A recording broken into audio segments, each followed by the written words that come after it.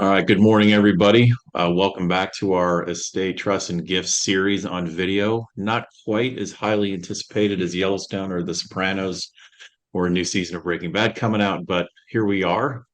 Mark, good to see you again. I'm with Mark Cassins. He heads up that side of our practice, and today we are talking about charitable trusts. Mark, why don't you get us going with that? And I think the first one, there's two: charitable remainder trust and charitable lead trust. So why don't you start us off with the charitable remainder? Okay, great. Good to see you again, Bruce. All right, first of all, the thing that these two vehicles have in common is one, they're both charitable, and the charities get an interest in each one of these trusts.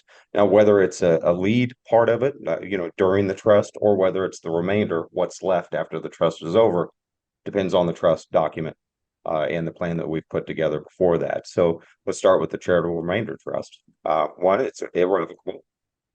The donor sets it up for either a term, let's say 10, 20 years, or a lifetime, or dual lifetimes. Let's say until my spouse or myself are both deceased, then the payments come to us. So these are normally funded with highly appreciated assets that the donor, who is charitably minded, uh, doesn't want to pay the tax on all in one year, but they want to get rid of the assets for whatever reason, or can get rid of the assets and to also fund a charitable purpose. The charitable deduction is priced out at the remainder portion of the trust. And how do we calculate that? Well, the IRS has mortality tables for lifetime trusts, and it's based on the growth rate, the present value of the growth rate that we assume or that the IRS assumes, depending on the 75/20 rate. So that's Internal Revenue Section 75/20 is how they calculate that. And they release those rates every month. You're able to go back 2 months before you fund the trust and use any of those rates that are available to you, either the current month rate or the prior to get the optimal charitable deduction out of this.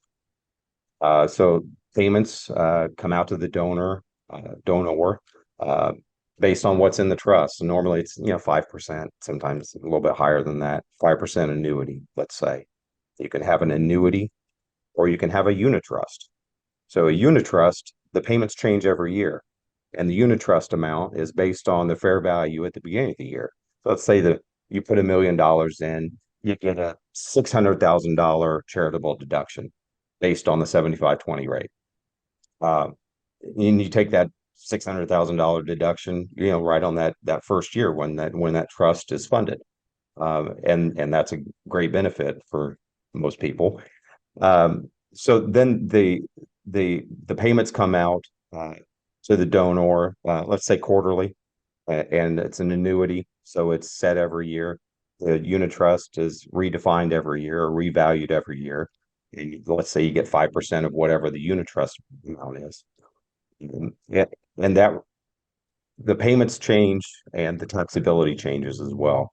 So this is all reported on a 5227. It's a split interest income tax return filed with the IRS. And the trust issues K1s to the donor or K1s to the donors.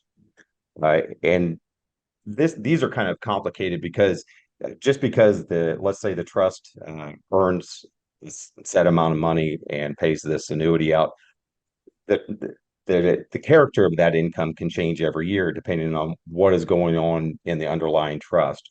So we have to go through pools as we distribute income. The first pool that gets depleted is the ordinary income pool, so the highest tax rate pool. Next is capital gains, which are normally lower than your ordinary rate. Um, and then you go to corpus, or I'm sorry, to non-taxable income. So tax-free municipals and things like that. And then you go to corpus. So, what you put in, the property that you put in. So if that first ordinary income pool is depleted, then we're distributing capital gains income that's recognized on the 1040. And like I said, that changes every year. It's a little bit complicated, but once you put it in the trust return, it's fairly easy to follow from year to year. You can follow the pools. Um, let's see, what else can we talk about? We talked about the annuity, whether it's an annuity or a unit trust. And then the big thing about this is that because you're setting these things up with highly appreciated assets, what you're doing is deferring that capital gain over a number of years instead of paying it all in one year. And you're doing that through the pooling, and you're controlling the pools through what investments you invest in. So the great benefit of that is you have income throughout the term or for the rest of your life from this annuity or unit trust. You have a really good charitable deduction when you're setting it up. And then the big thing is that you're deferring those capital gains on the highly appreciated assets.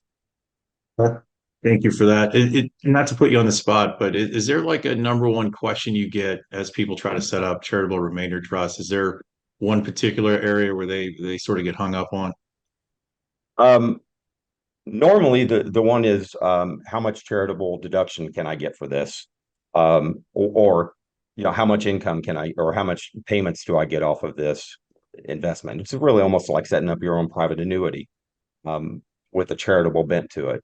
So really, it's those. What we do is we have software to provide us with the optimal amounts of payouts or charitable deduction. We can peg how much we need to put into a trust to allow for such and such payments over the term. Or if somebody wants a set amount or a kind of an area of a charitable deduction, we can figure out how much they're going to have to put into the charitable trust or limit the payments in any which way to get that charitable deduction that they're really looking for. But again, that's really all done with the help of software. All right, then I think the second one to cover is the charitable lead trust. Walk us through that, please. Okay, and again, this is an irrevocable trust, and this one, the charitable leads the way. So the lead part of it, the income from year to year, goes to the charity or the charities that are outlined in the trust for the from the donor. Um, the donor um, is kind of cut out at that point as far as the income goes. He doesn't get income like the remainder trust. Um, he gets to pay the income tax for what the charity, really the income that charity's getting. So, all right, so how this works is you have an extraordinary event in one year. So your income is going to spike up, and you part of that is your taxes are going to spike as well. So these charitable lead trusts are again to help mitigate that kind of spike, to take out that extraordinary event or help mitigate that extraordinary event. And again, this has to be these are for charitably minded people for the most part. And the great thing about these two is that they're an estate planning vehicle as well. So how we do this is we can set up a grantor lead trust.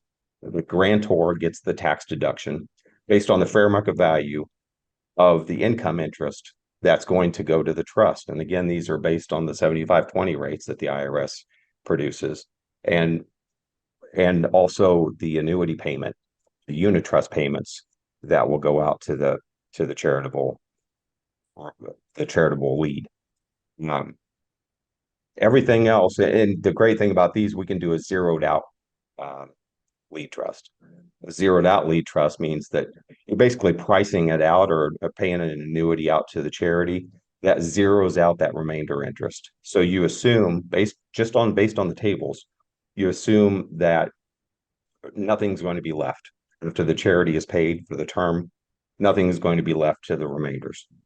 It's fairly easy to beat those. So we do those by investment strategies to make sure that you're over performing the 75/20 rate or the payout to the charity. So let's say we put in $1 million to this lead trust. Um, we have a zeroed out trust, so you're getting $1 million deduction, okay, in this one year, and then every year after that, um, as that earns income, you're paying the tax on that income. You're not receiving the income, but you're paying the tax on the income. The charity is getting their annuity amount. So let's say this only earns $10,000 worth of dividend income, but you have to pay this charity $50,000. Charity's getting $50,000, and you're paying the tax on the $10,000. We can also set up the zeroed out things where we have normally those are scaled payments, so an increasing annuity, a 20% increase every year. So as long as it's set, it's still considered annuity. The payment's going to change and be kind of back weighted. That allows more appreciation to be within the trust, held within the trust and not paid out to the charity. Um, and then after the term and the charity has received all the annuity payments that they're going to get, it goes to the beneficiaries. And these are normally the children of the donor or the grantor. And we've made a shift, uh, really estate tax neutral, because it was zeroed out. Basically, we priced it out so the charity got everything, and then what was left goes to the heirs.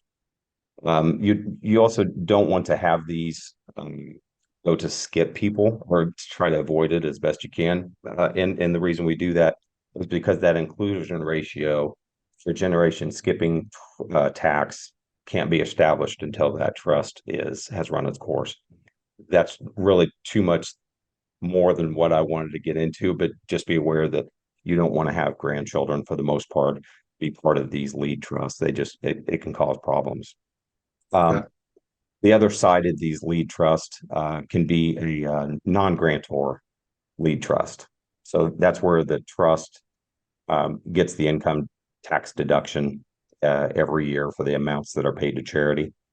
There's no charitable deduction to begin with when you fund these things, and again, this is mainly due to estate planning considerations, not individual charitable.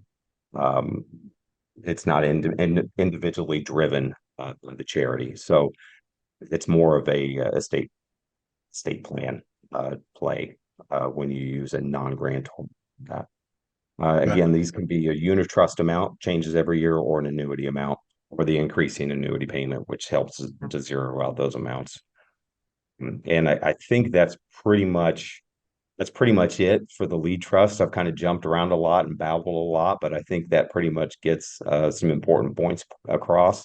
And both of these vehicles, the remainder trust and the lead trust, are very good tools for one, estate planning considerations, and also for income tax considerations.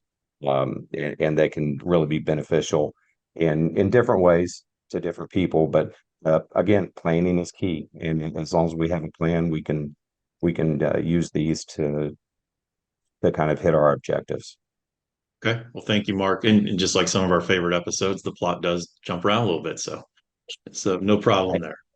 All right. Well, again, thank you, Mark. Mark Hassens, lead of our estate trusts and gifts here at Brady Ware, and I'm Bruce Van Vrede, director of marketing. So appreciate it, Mark. And if you have interest in knowing more, a couple of ways to do that. One is through the contact us on our website.